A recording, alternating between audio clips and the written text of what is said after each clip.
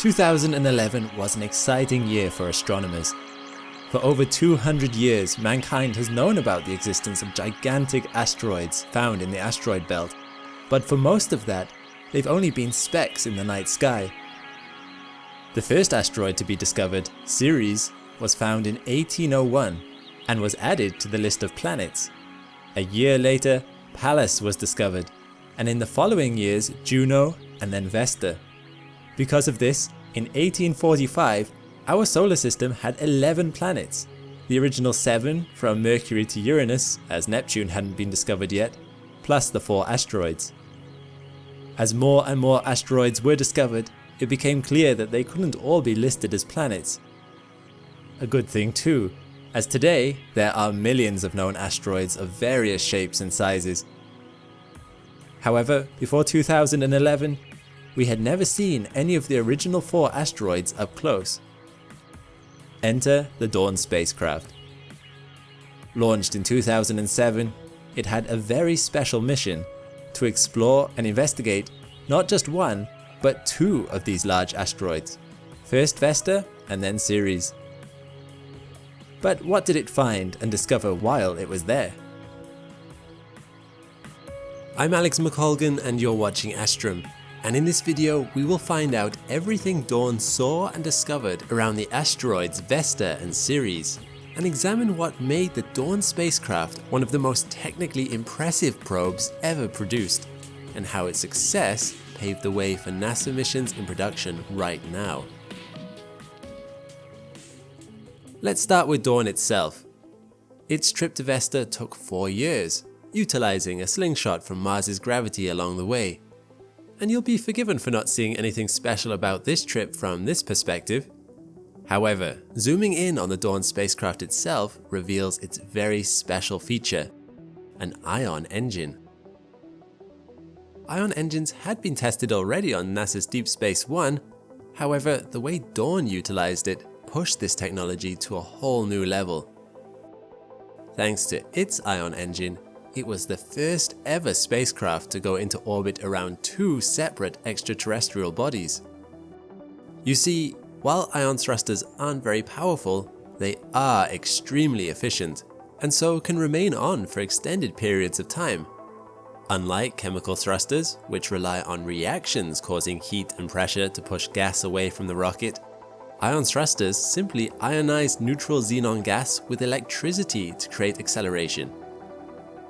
These ionized gas particles rush out of the engine at 150,000 km per hour, which pushes the spacecraft in the opposite direction. As the ionized gas is expended slowly, Dawn can only create so much electric charge after all. The acceleration is really slow. It would take Dawn 4 days to accelerate from 0 to 100 km per hour. But over extended periods, it really adds up. Dawn was firing its thrusters for 85% of the time during the transit to Mars, expending only 72 kilograms of xenon propellant and gaining over 1.8 kilometers per second velocity. Upon reaching Vesta in July 2011, the images it started returning wowed the science community. It really was not what they were expecting. After being captured by Vesta's gravity, Dawn lowered its orbit to get a closer look at this unique asteroid. So, what made Vesta an unexpectedly nice surprise? The first thing you'll notice about Vesta is that it has an unusual shape. It kind of looks like a squashed ball. There are 2 reasons for this. The first is that it is not very big. Yes, these asteroids, although big for asteroids, are pretty tiny on astronomical scales. Vesta is not quite big enough for it to be in hydrostatic equilibrium, or in other words, to be rounded by its own gravity, as it is only about 500 kilometers in diameter. This gives it the surface area of Pakistan, about 800,000 square kilometers. You'll see how small it is if you compare it to our moon. Although, it should be noted that even at this size, it still contributes towards 9% of the total mass of the asteroid belt, which can help you appreciate just how dispersed the asteroid belt really is. The second reason for this unusual shape are the two giant impacts it experienced in its past. Estimated to have occurred over 1 billion years ago, Vesta was impacted not once, but twice around its south pole with planetary-scale objects. These impacts produced craters so large they penetrated all the way to the mantle of the asteroid. The crust has since cooled off and solidified, leaving a complex crater called Rhea Silvia. As these craters have overlapped, Rhea Silvia is the most recent and thus the most prominent crater that remains. As is typical with complex craters, terraced walls can be seen around the edge of the crater, seen in the form of huge troughs around the equator that put the Grand Canyon to shame in terms of size. Also typical of complex craters, a prominent peak can be found at the center. This peak was once thought to be the tallest mountain in the solar system, but more accurate dawn observations show that the title has returned to Olympus Mons. Although Rhea Silvia is still 20 to 25 kilometers high and over 100 kilometers across. Due to its size compared to the size of Vesta, it appears like a giant pimple around the South Pole, and it is easily visible from orbit. The two collisions that carved out the South Pole of Vesta flung a massive amount of ejecta into space. So much debris ended up in the asteroid belt that the debris has been given its own asteroid spectral type classification, namely V-type asteroids. V-type asteroids are thought to have originated from Vesta, and a lot of them can be traced back to those impacts. But these asteroids didn't just end up in the asteroid belt, they are scattered all across the solar system, and in fact, 5% of the meteorites that end up on Earth come from Vesta, known as Howardite, Eucrite, Diogenite meteorites. This is very handy, as we haven't needed a sample return mission to be able to study samples of Vesta, because Vesta has delivered some right to our front door. Their structure and composition reveal some clues about how Vesta was formed, and the Dawn mission attempted to broaden that understanding. From a combination of all the data collected, it has been revealed that Vesta is very unique in our solar system. It is the only remaining rocky protoplanet, or in other words, it is a planetary embryo that never finished forming. The theory goes that as the solar system was forming, dust from the early protoplanetary disk coalesced into thousands of different planetesimals. These planetesimals collided with each other over time, building up into the large planets we see today. Our moon is thought to have formed from such an impact, with a large planetesimal impacting Earth, called Theia. The debris from the collision coalescing in Earth's orbit, and over time rounding under its own gravity to form the moon we know today. Vesta obviously got started on its way to becoming a planet. It experienced plenty of large impacts with planetesimals.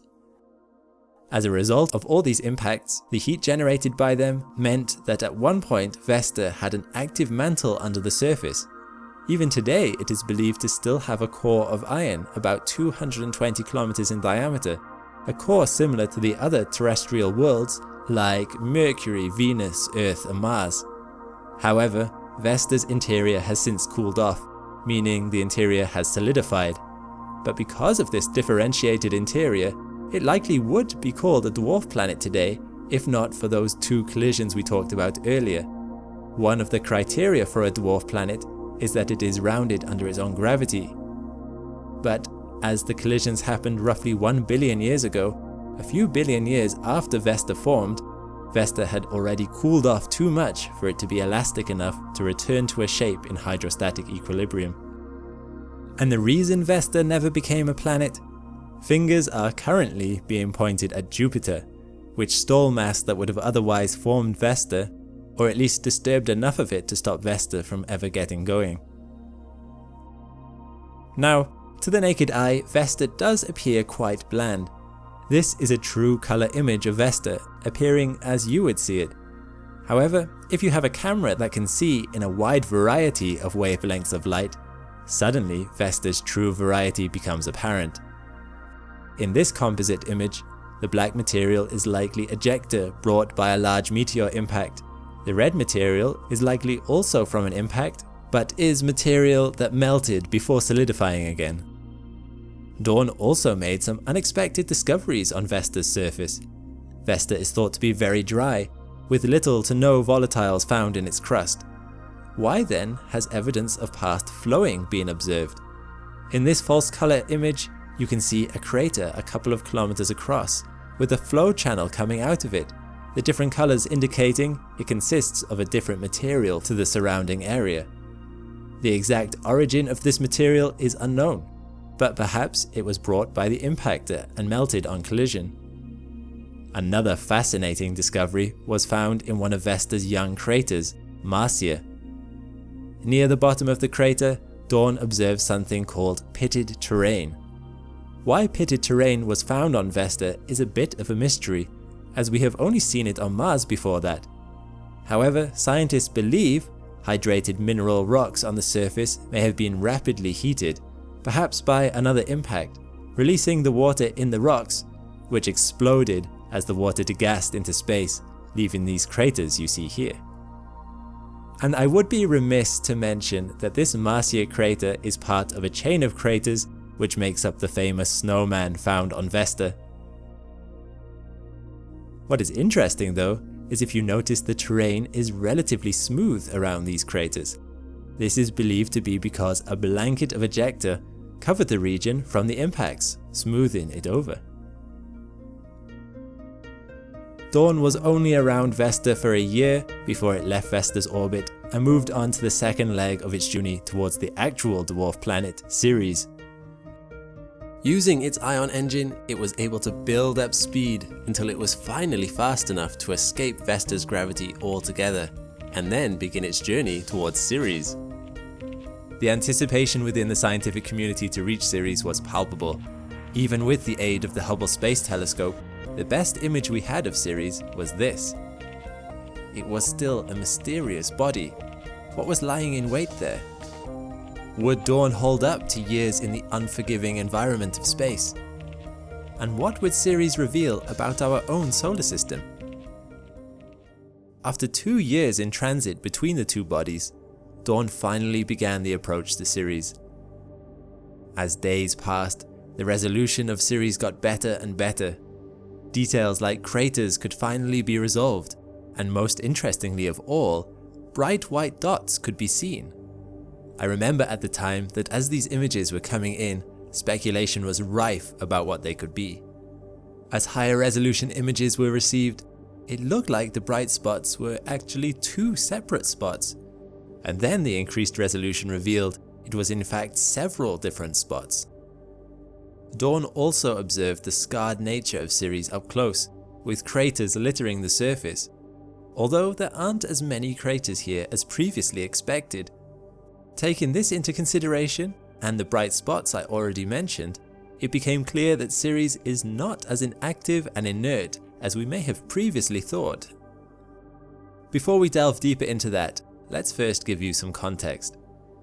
Ceres is a very unusual body, seemingly out of place in the asteroid belt. Most asteroids are mainly composed of non-volatile substances, mainly rocks and metals. Ceres, on the other hand, has a similar composition to that of a comet. It is, in other words, an icy world. However, being this close to the Sun, any ice directly on the surface sublimates. This means that the surface crust is rocky, yet porous, with water locked into the gaps, with a ratio of about 90% rocks and 10% water. Beneath the surface, there is believed to be a muddy mantle, and a large core of hydrated rocks, such as clays, where rock and brine are mixed together at a 50-50 ratio, although this has been hard to confirm. Other models suggest the core could be a lot drier and smaller, with a greater ratio of water to be found in the mantle. Either way, water is definitely present in Ceres in large quantities, making up perhaps 50% of its total volume due to Ceres' low density. And it's this water that perhaps renews the surface of Ceres, albeit over extremely long timescales. You see, these bright spots are what is known as cryovolcanoes. Unlike regular volcanoes, which spew lava out from the mantle, cryovolcanoes erupt water. This is a 3D model based on Dawn data of the biggest bright spot on Ceres. Water on Ceres is packed full of salt, meaning that when a cryovolcano on Ceres erupts, the water sublimates and the salt is left behind. This was directly observed over the brightest patch on Ceres, known as Spot 5, as a haze was periodically seen over this area, indicating that water there had sublimated. These bright spots darken over time from exposure to the sun through space weathering, so it's likely that many old cryovolcanoes exist on the surface of Ceres, although we can now only see the most active and recent ones. However, the ones we see aren't just limited to the bright spots we've looked at so far. There are many of them dotted around the dwarf planet. Water was discovered in other regions around Ceres too. Due to Ceres' very minimal axial tilt of only 4 degrees, some craters at its poles are in perpetual darkness. The bottom of these craters never see direct sunlight, meaning water ice can exist here without sublimating. This is very similar to our moon, where water ice is thought to have been trapped at the bottom of perpetually dark craters for billions of years. What else did Dawn spot on the surface of Ceres? As I mentioned, it saw plenty of craters, each with unique characteristics. Some were very round and defined. Others had scarps along the crater floor. There are plenty of examples of complex craters with tall peaks in the center. There was even evidence of crater rims collapsing. For example, this rock having fallen away from the crater walls. Smaller rocks were also spotted having fallen down crater walls, evidenced by the trails they left behind. I also love these photos taken at an angle, pointed along the limb of the dwarf planet. To me, these give a much better idea of the scale of the features we are looking at, although without an atmosphere to provide a sense of depth, it is hard to judge sizes in images like these. Fractures were also spotted all over Ceres, indicating there have been stresses in the crust. Some of them are relatively young, perhaps only a few 100 million years old. Some of them come in the form of grooves and troughs, where the crust has been stretched, and other fractures can be seen in the form of rows of mountains, where the crust has been compressed. One particularly unusual feature was spotted on Ceres called Ahuna Mons. It's a mountain about 20 kilometers wide and 5 kilometers high, but what's unusual about it is how it just sticks up from the surrounding area with no apparent cause. It would be less unusual if there were other features like this on Ceres, because then it could be said it's a global phenomenon. But it's the only thing like it on the entire world. The best bet we currently have is that it is an old cryovolcano, formed because of a large impact directly on the other side of the dwarf planet. Seismic waves from a large impact can propagate through the crust of a planet, and where the waves meet again on the opposite side is known as the antipode. Known antipodal regions around the solar system tend to have some kind of weird terrain, like that found on Mercury.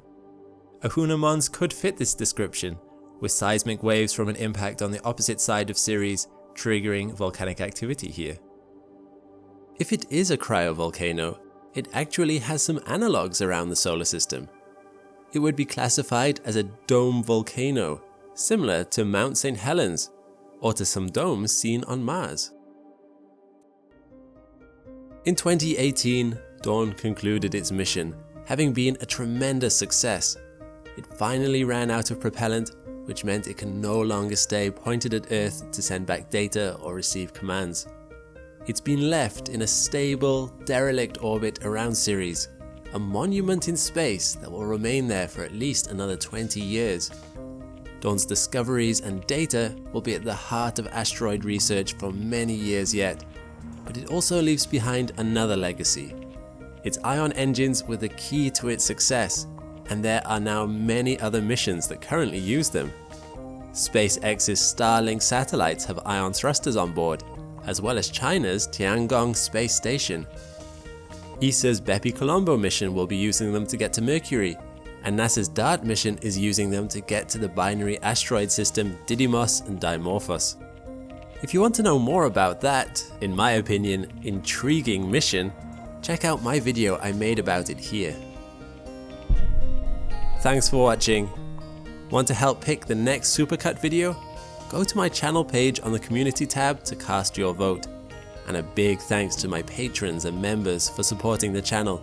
If you want to support too, find the links in the description below. All the best and see you next time.